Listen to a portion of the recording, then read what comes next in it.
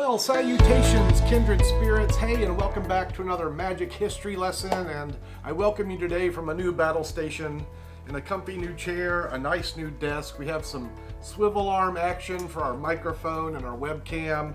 These will mainly come into play on our live streams. And speaking of live streams, if you haven't heard, we've started to do Twitch. So that's at Conjure. Let me leave a graphic here. At Conjure on Twitch. For now, through the month of April, Tuesdays and Thursdays, I'll be streaming sleight of hand magic, online poker. Yeah, that's one of my jams, online poker, and Hearthstone, the collectible card game. So if any of that interests you, or even if you just want to give a guy a leg up and support the cause, come join me at Twitch, and I'll see you there. All right, with that commercial announcement out of the way, let's get to the subject at hand. I do have a piece of magic for you. I am taking it easy after a very busy weekend. I thought I'd do a little self-working trick, so this will be, let's call it a psychic experience for now. And it's one ideally suited if you have a friend to do the trick with. I'm here alone today shooting, so I'm going to play the part of the friend and the magician. So the magician would approach the friend and say, "Hey friend, cut off a small packet of cards." And your friend obliges, that's the word, and cuts off the card, and the magician says, "Hey friend, secretly count those cards." And the friend counts the cards. This would be a secret, but let's see what we got here. 1, 2, 3, 4, 5, 6, 7, 8. Okay, that effectively gives your friend a secret number, 8. Now, while your friend's doing that, you start laying out the cards. You want to lay out enough so that you know you have your friend's number covered. And that should be enough right there. I can see that you've cut probably less than 20. So whatever your secret number is, friend, the magician addresses the friend, whatever your secret number is, remember the card that falls on your unknown number. Here we go. 1, 2, 3, 4, 5, 6, 7, 8. 8's the number, so that you remember the 7. 9, 10, 11, 12, 13, you continue counting, but your friend remembers a card at their secret number, which in this case would be the 7 of hearts. So remember, we started with a shuffle deck, a little shuffled up pack of cards. You cut off any number that you wanted. You thought of that number, and then you thought of a card at that number, and now I'm going to divine the entire situation. Watch as I overact. That's probably enough. Now I think I got it. Is it the 7 of hearts? Was that the card you're thinking of, the 7 of hearts? I thought so. In fact, I thought so before you picked that number. Yeah, before you picked that card, I pre-placed one odd-backed card in this red back deck. There it is, a blue-backed 7 of hearts. And maybe that was luck. Maybe I snuck this card into the deck when you weren't looking or something. But look, over here in this Paul Harris book, almost like a bookmark at the Overkill page, a written prediction that reads, what, the 7 of hearts? Is this really happening? And yeah, just to make sure, heck, you found your own card. Look, when you cut the packet of cards before we begin, yeah, you cut right at the 7 of hearts, and that is an overkill. Yeah, that's overkill. This is a great piece of self-working magic that for me as a young magician, as an early practitioner, this self-worker provided many minutes, hours of fine entertainment for my appreciative audiences. So yeah, it's not really a Paul Harris trick. Let me take a note and mention Paul Harris Week.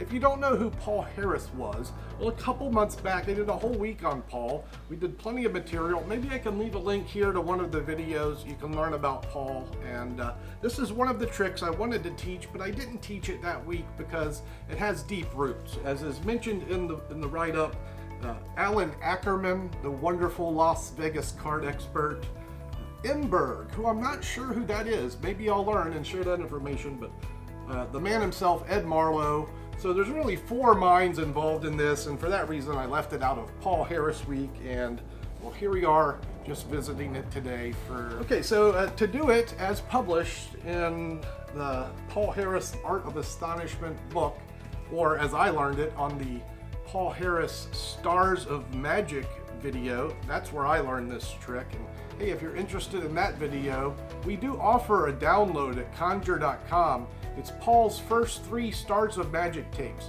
There's like 30 tricks on there for 15 bucks. It's old, but it's got great information. You know, it's VHS tapes from the 80s, but the material on there is so quality.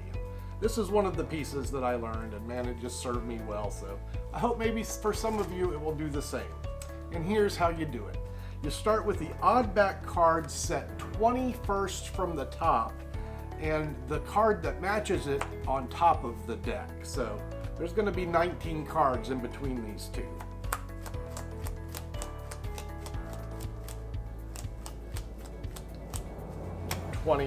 So that's the force card on top, 1, 2, 3, 4, 5, 6, 7, 8, 9, 10, 11, 12, 13, 14, 15, 16, 17, 18, 19 random cards, and then an odd-backed dupe of the force card.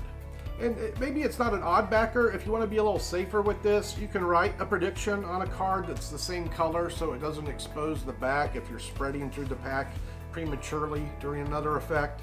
In other words, this could be a red card that says prediction, or it has an X on it. And then during other tricks, it might not show up if you accidentally spread the deck. Like, for example, one of the things you might want to do is give it a false shuffle to start with. The one I did, or probably would suggest, is a Hindu shuffle, where you would lift up just above the top half of the deck. We discussed this in my basic card handling tutorial. Look at my tutorial playlist, there's things to learn in there. The other option is an overhand shuffle, just shuffling off the face, not running into the stack, and then replacing the face cards back on the face. So those are 2 easy overhand mixes that you can use to pretend to shuffle the deck before the trick.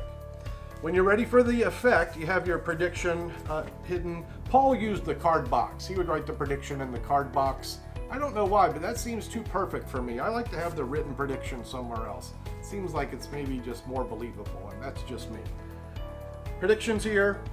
Force is on top.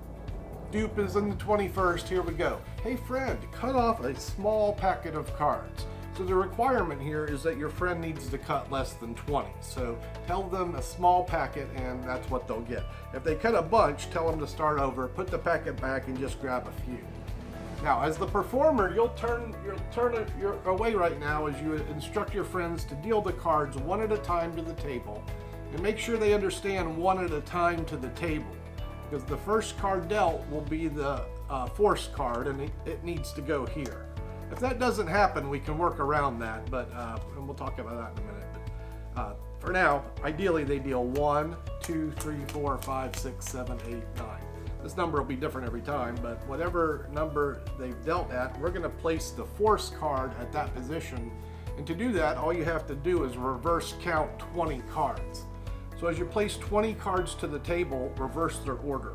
And note that I deal them neck-tied with the face, with the backs towards me, faces towards you.